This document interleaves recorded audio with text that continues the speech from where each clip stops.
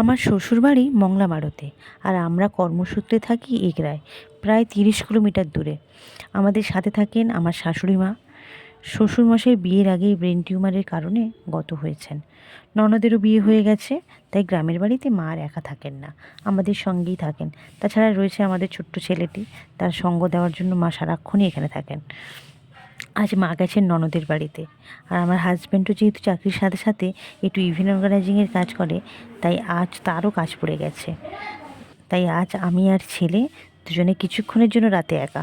রাতে অবশ্য ওর বাবা ফিরেই আসবে, রাত 2-3টে বেজে যাবে, ততক্ষণ আমাদেরকে একা থাকতে হবে। তাই আজকে আর রান্নার ঝামেলা রাখিনি। তাই বরকে বললাম, বাড়ির পাশেই একটা ভালো ফ্যামিলি রেস্টুরেন্ট হয়েছে, দ্য লাজিজ নামে। খাবার যেমন ওখানকার টেস্টি, তেমন হেলদি। তাই ওখান থেকেই 1 প্লেট চাউমিন ছেলের জন্য আর 1 প্লেট বিরিয়ানি নিজের জন্য এনে নিলাম।